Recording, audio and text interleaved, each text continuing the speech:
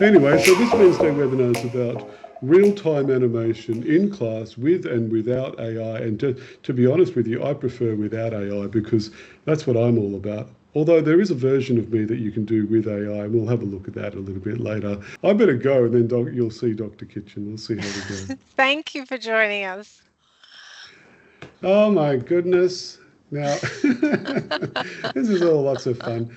Hey, let's formally start this Wednesday webinar. Hey, let's do it properly. Real-time animation in class with and without AI. Dr. Applesmith will be back in a few minutes. In the spirit of reconciliation, Adobe acknowledges the traditional custodians of country throughout Australia and their connections to land, sea and community. We pay our respect to their elders past and present and extend that respect to all Indigenous Australians. Hey, I just want to quickly play this little animation here. We've just heard from Dr. Applesmith. We'll hear from him in a minute. But this was made at the Adobe for Kids Day just recently during the school holidays that we had in April. Hello, today we will show you some ways that can make the world a better place for everyone. A way to make the world a better place is by helping the environment. You can do this by reduce, reuse and recycle and picking up rubbish. These are only two of the many ways you can make Earth a better place. You can help everyone that are homeless by donating money, clothes, and anything that would help to make life easier for them, even if it was just something small. You can also be a really good friend. It will make people's days if you even did something small, like a wave or a kind smile. A really good friend also means listening to them and helping them solve problems when they are upset. What will you do to help make the world a better place for everyone? Make the world a better place now. How cute! That's We'll just adorable. stop that. It's really good, isn't it? And the students that did that had never used Adobe Express before. So they were introduced to it. We were given a task to make a video about how to make the world a better place. We gave them a bit of a structure, ideas, showed them how to get access to Adobe Stock to get all those background videos and so on, showed them how to use Adobe Express, the animation side.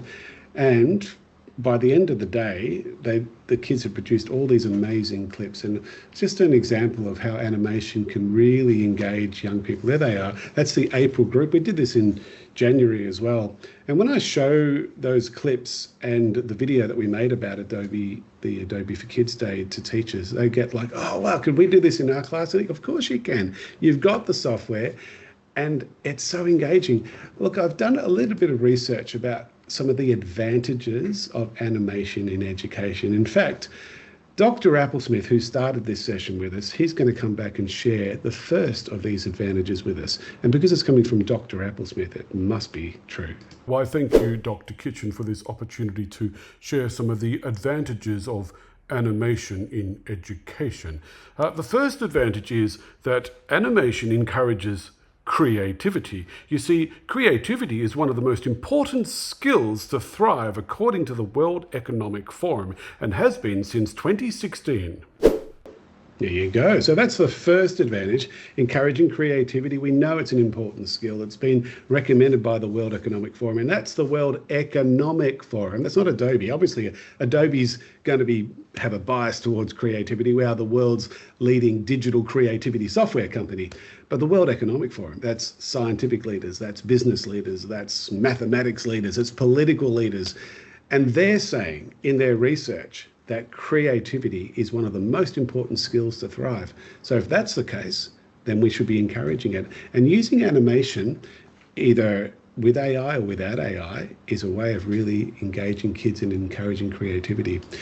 Dr. Applesmith, I think, has another key advantage of animation in education.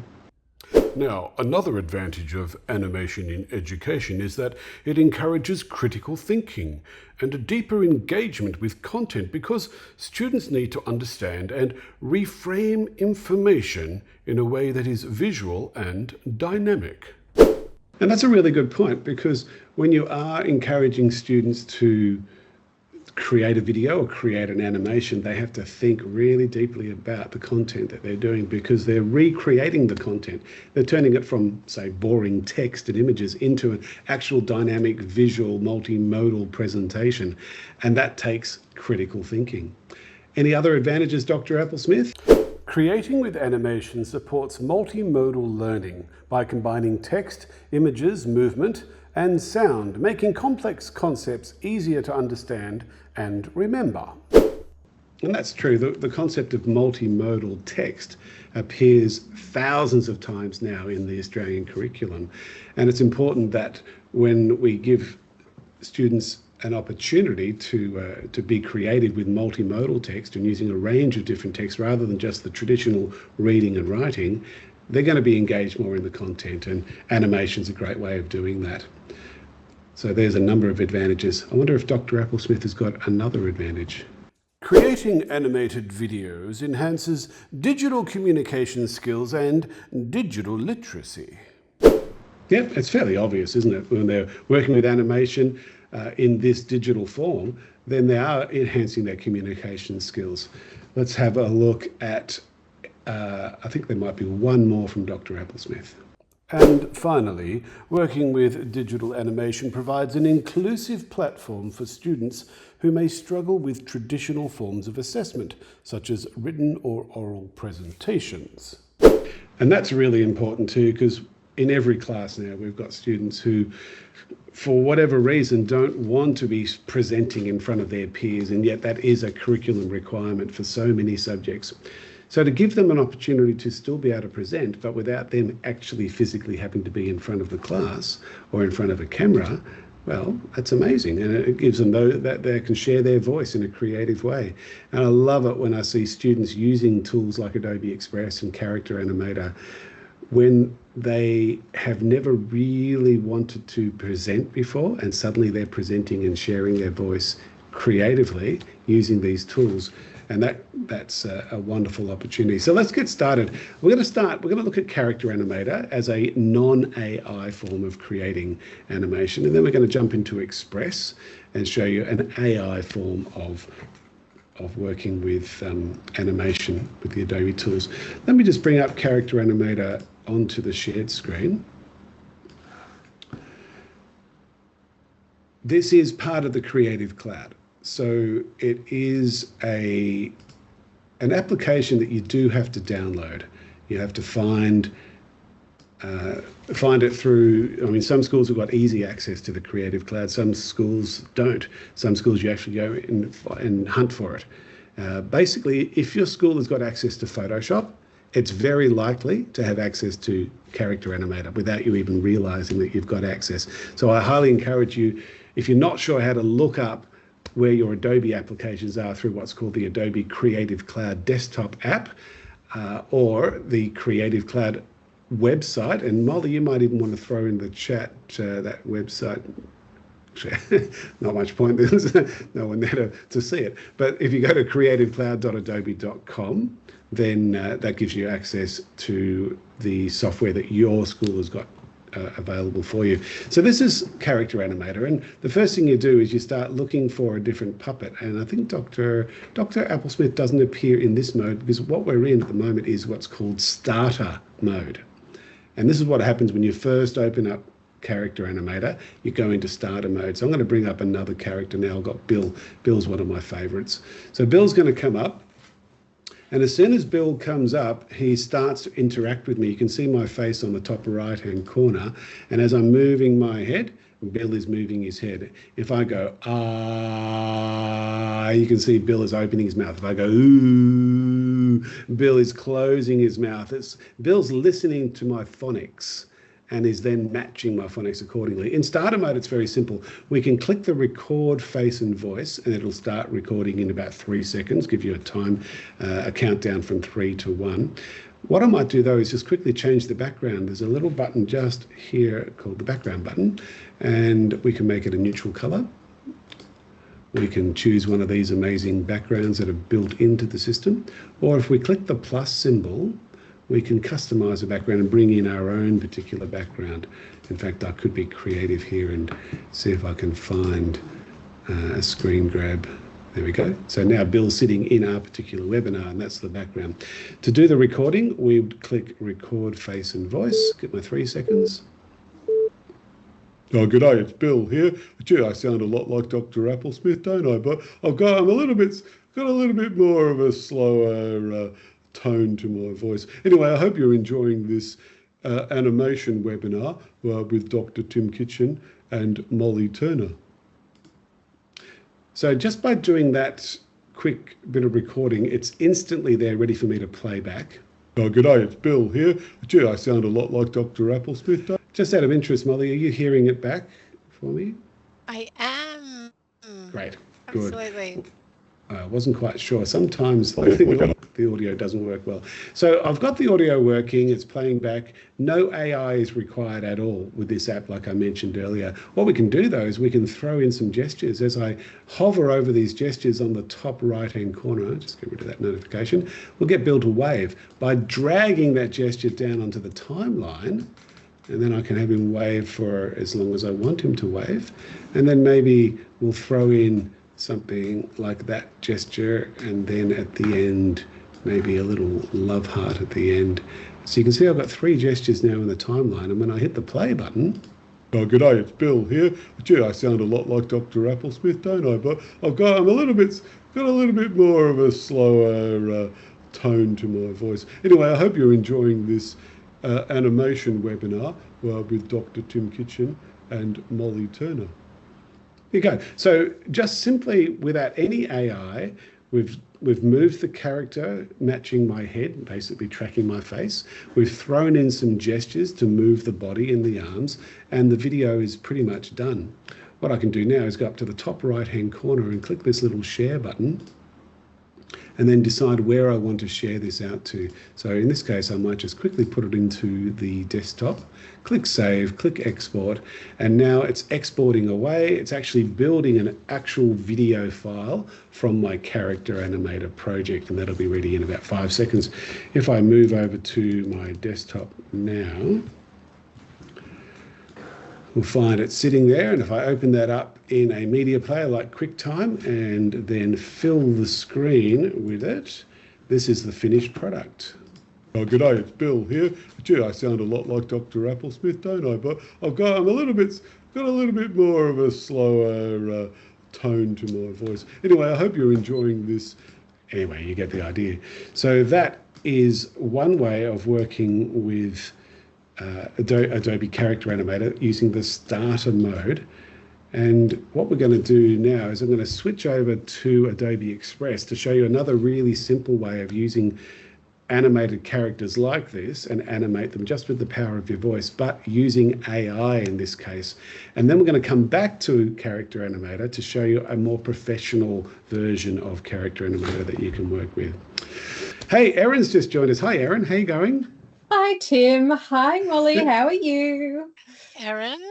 Now, this brings back lots of very happy memories of when Erin and I hosted a show called Inject Creativity Live, where we showed a lot of animation and a lot of ways of doing animation. And Erin, you've got a show that you've started again too, which we've been promoting in our newsletter recently. Do you want to tell us quickly about that? I was very, very proud to be front and center on the page of your newsletter. Thank you so much. Yes, so my show Create, Share, Learn was on a bit of a hiatus because I started it up and then made a tiny person. And then recently Ben Eels said to me, hey, would you like to do some online like skill shares and stuff together? I'm like, I have some templates, let's go for it. So the plan at the moment is to do it monthly, like set an achievable SMART goal so that we can actually hit the mark. So it's lovely to be hosting a show again, because I do miss Inject Creativity Live. So this is the newsletter that we produce on a monthly basis, usually on the first week of every month or thereabouts. It comes out with a new edition, and you can see the link is adobeapacedu.com, adobeapacedu.com. And if we scroll down to have a look at the May, there's Erin and Ben, and you can have a look at their first their first time together putting on reimagined this story. Yeah, reimagined. Share Learn, which is great. Yeah. And you can see we're promoting the Wednesday webinars and the Adobe Creative Educator program. We might talk about some of these other programs later, but have a look at those stories in your own time. A lot of them are just fantastic, coming from our global team with lots of ideas and resources. So let's get back to the topic at hand, which is animation with AI and animation without AI. I'm just going to jump into Adobe Express, the K-12 version, and this is the teacher version of the K-12 version, if that makes sense, because it does look a bit different if you're in as a student. It looks very similar, but a little bit different. And what we've got here is the ability to animate with just your voice with 320 different characters. To go to the blue button, you can start to preview what the characters look like. And you'll recognize, if you're familiar with Adobe Character Animator, you'll recognize a lot of these characters, but there's a whole lot of new ones as well. And that's the advantage of working with Adobe Express. But it is a different way of working. All right, I'm going to quickly choose, I had Bill last time. In fact, let's get Bill back again. So to find Bill, because there's 320 rather than going through, I'm going to change the category to people and just see if that makes it easier to find Bill. Where are you, Bill? I'm Please sure tell me they've if added I dozens passed him. more since the last time I looked at this a couple of weeks ago. Like, it feels... Yeah, well, we're adding new ones all the time. Now, here's the trick, folks. What I'd recommend is when you're going with creating a character, is you choose the character and then you scale. And now Bill's only from waist up, so I'm going to get him from waist up and I'm going to scale him up to the top of the screen. By default, when you first go in, you'll notice that there will be backgrounds in there by default. And they might be great. That might be exactly what you're looking for. You can go to upload an image. So I could do exactly like I did earlier. I might just go and find this webinar. If I can quickly find it, it should be the screenshot of this webinar. So now Bill's in that webinar. Just notice the first thing, the big difference is Bill's not moving at the moment. So this is where the AI is actually going to do the movement for you. But what I'd recommend if you're going to be doing this with your students is once they've chosen the character, they actually don't choose a background at all. They go with a transparent background. And then I also recommend the size to be a landscape. Usually if you jump into the YouTube settings, there is a 1920 by 1080 landscape view. Then this button down the bottom called Enhance Speech. That's an important one. When you click on that, what happens is some noise reduction filters come into the system. So if you're in a busy, noisy classroom, it'll pick up just what's in front of the microphone and it will reduce the noise, not totally delete it, but reduce the noise of anything else that's around. It's probably best to go into a quiet space if you can to do the recording. What I often recommend is that the students do the actual recordings either at home, when they can just quickly log in at home with any device at all, and it's automatically saved. So when they come back to school, they can then do everything else because they've got a really good quality recording from home. I'm going to do a quick recording here and just show you how this works. The shorter, the better is the approach. When you click record, it asks you to allow the microphone. I'm going to allow the mic. We've got 3 seconds. Oh, good day, it's Bill. And well, I'm back again, but I'm just going to say hello and then I'm going to say goodbye. And then you click done. Now, the reason why I recommend you keep it short is because this is where the AI takes over. And the longer the recording, the longer it takes for the AI to actually generate. And what the AI is generating is lip syncing. It's listening to the sounds, it's listening to the phonics, and it's moving the mouth according to the sounds it can hear. And that is also going to throw in some gestures. It's going to throw in some head movements, some movements of the limbs. There might be legs there as well in the character. And then eventually you'll get the progress bar and you can see it's almost done, almost ready. And what's going to happen is going to give you the option of downloading it or opening it up in the editor. Now, because I've chosen a transparent background, it's only going to give me the option of opening it up in the editor. But if I did have a background, I would also get the option of downloading it as an actual video file there and then. So that's worth keeping in mind. Sometimes that gets a bit confusing. I'm going to take my cursor over to the middle of the character, hit the play button. G'day, it's Bill here, and I just wanted to say hello and then say goodbye. All right, so that's working a bit better. What I tend to do with the kids at this point is I quickly do a trim. Notice there's a gap at the start. Just a bit of a gap, 1 second. So I'm going to go to the edge of that and just trim it a little bit. You can see with the waveform here when the talking actually starts. I'm going to trim a little bit at the end. So now I've got a complete, almost an edited video. G'day, it's Bill here, and I just wanted to say hello and then say goodbye. And because I've got the transparent background, all I can do now is click Open in Editor. And it's going to open up in the Adobe Express editor as if I was creating a video, as if it was the video option that I chose first, but I didn't choose video. I chose the animation option first, and now I'm in the video side. And this time when I click the play button down the bottom left-hand corner. G'day, it's Bill here, and I just wanted to say hello and then say goodbye. And I can then scale that character, make him a bit smaller, possibly position him in a different area, and then I can start populating the rest of the background. Now, we've done lots of other webinars out there to show you how to do that, but I'll just quickly remind you that we go to the Media tool. From the Media tool, we can add photos from Adobe Stock, we can add videos from Adobe Stock, we can add audio, thousands of audio files, including thousands of sound effects that all have its own different categories, which is pretty amazing. I'll just quickly throw in, let's have a little listen here. What's this? That'll do. I'm going to just quickly throw in that audio, and I'm going to quickly throw in some video. We'll get out of that video.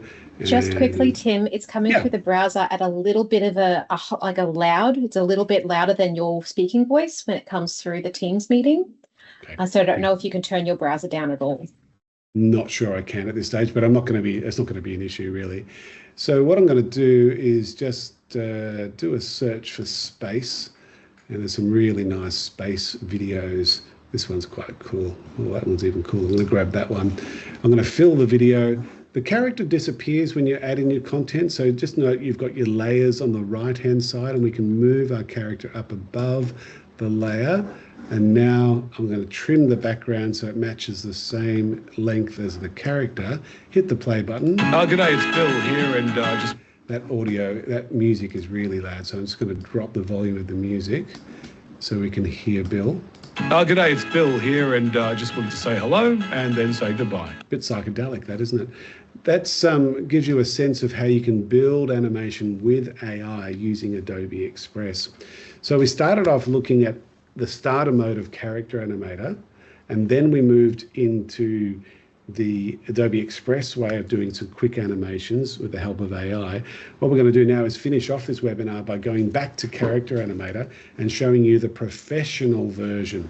So I'm back into Character Animator, and there I've got Bill. I'll just remind you with the Bill, we did use starter mode. We've got a very simple timeline. I did a quick recording, didn't need any AI because it just tracks your face. And we threw in some of these gestures by clicking and dragging. All of that's at the start of this webinar. What I'm going to do now is click this button up the top called Starter, and then activate where it says Use Pro. And by clicking Use Pro, I'm now in a slightly different environment where we've got the professional version of Character Animator, all the bells and whistles that you'd imagine you'd potentially want if you were professionally rigging and creating animation. For most teachers and students, this is a little bit too much, so you probably just stick with the starter mode or stick with Adobe Express. But for those of you who are looking to go to the next level, then that's where this tool comes in handy. I'm going to go back to the home button at the top left-hand corner. And you can see this is what it looks like in starter mode. In fact, Dr. Applesmith is back with us in pro mode, sorry. So I'm going to click on Dr. Applesmith. He's one of the many. Actually, I'm not going to click Dr. Applesmith. I'm going to click the frog. I'm going to click the frog for a reason. The reason is that in pro mode, we can also do whole body tracking. So if I choose this little button here below my face and go into whole body mode, and then if I stand back a little bit from the camera, you can see it's starting to track my whole body. If I was back even further, it would track my legs. But to get it calibrated a lot better, I'm going to hit the calibrate button and then just stand still for 5 seconds.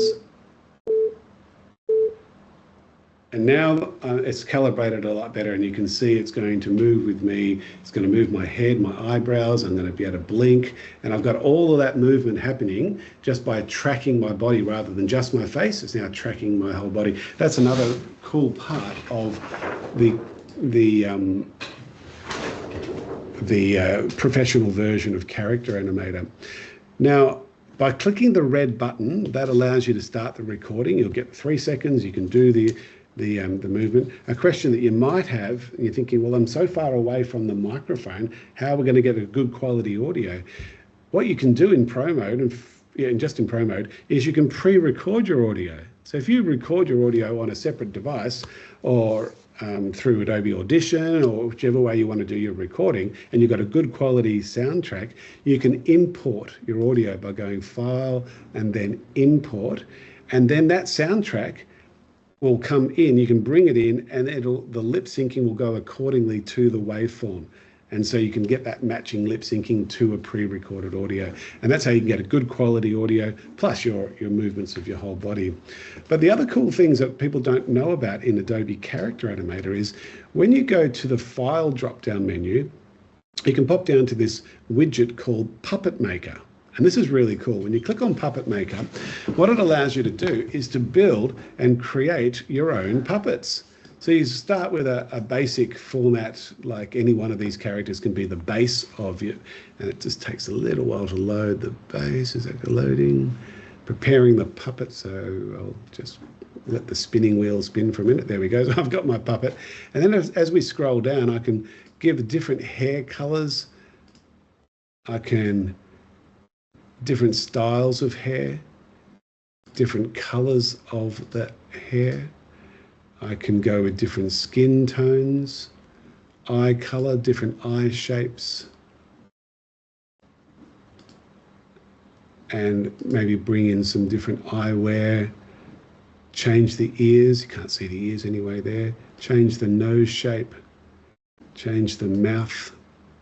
And once I've gone through all of these different settings, then we click Generate at the top right-hand corner, and that puppet becomes a Character Animator puppet that I can then manipulate based on all of the designs that I've created. So now I'm manipulating that puppet. I can turn all the microphone audio setting is playing up, so it's not listening to me at the moment. So the mouth isn't opening and closing, but usually that works. I think the fact that I'm running Microsoft Teams Express and this has overpowered my audio somewhat, but hopefully that's working all right. What I'm thinking I might show you now quickly is if we go to the File, and below Puppet Maker is Characterizer. And this is a bit of fun too, where you can turn your own face into a puppet. Characterizer is a little widget. I'm going to create a new capture, and we just listen to the instructions by clicking Start Capture. Oh, no microphone, so that was the issue I had before.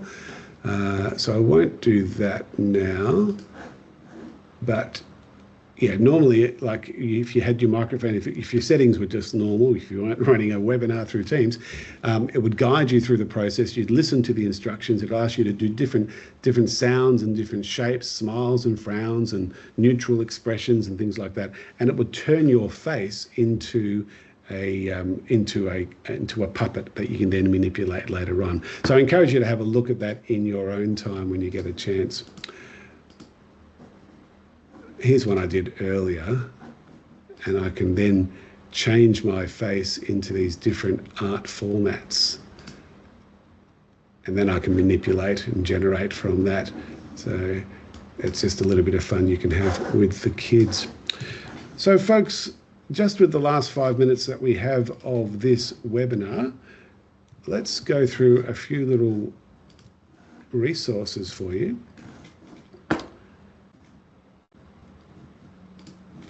There's a set of tutorials that I created a little while ago, but really Character Animator hasn't changed a lot in the last few years. So these tutorials are still very relevant today. Molly's going to put the link into the chat, but for those of you watching the recording, if you do go to adobe.ly/CHAN,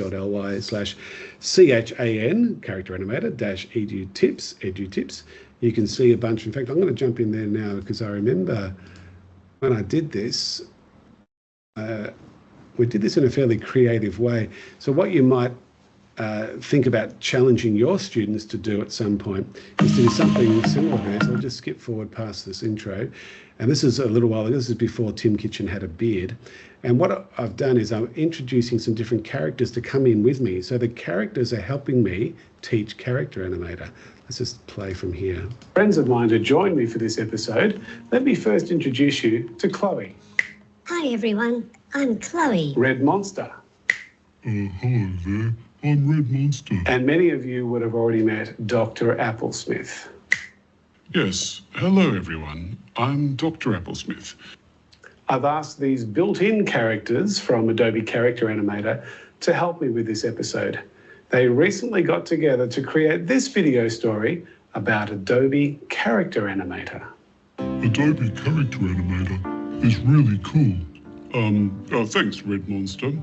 Adobe Character Animator is part of the Adobe Creative Cloud set of applications that is available in many schools and universities.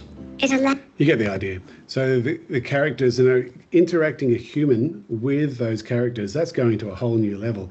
Now, you'd need to have skills with Premiere Pro to do that properly. You could try to do that in Adobe Express. It wouldn't be as easy. Well, I suppose it'd be easy in some respects, but to have multiple characters with multiple layers, there's a challenge. Well, technically, you could do that with Adobe Express, but it would be, if you know Premiere Pro, I'd recommend you use Premiere Pro.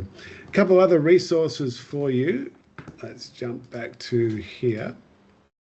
Our next Wednesday webinar is titled AI Quick Actions for Creativity and Productivity. And I'll be doing this Wednesday webinar again next week, and hopefully we'll just check and make sure the timing works so you can all join us at 4 o'clock next week, and we'll try and work out what went wrong this week. If you can't join us, please do watch the recording and share the recordings. And we're really excited that so many more K-12 systems around Australia are opening up Gen AI, and certainly Adobe Firefly, because it is considerably safer, part of the Safer Technologies for Schools program now. So we're very proud of the fact that we are recognised and endorsed by so many different K-12 systems, including the Safer Technologies for Schools program. So we'll talk a bit about that next week and show you how you can use AI to be creative with Adobe Express and with some other Adobe products as well. Thanks everybody. I'm going to stop the recording in a minute, but those of you who can hang around to have a bit of a chat, more than happy to connect with you. And those watching the recording, we look forward to seeing you next time. All the very best. Bye for now.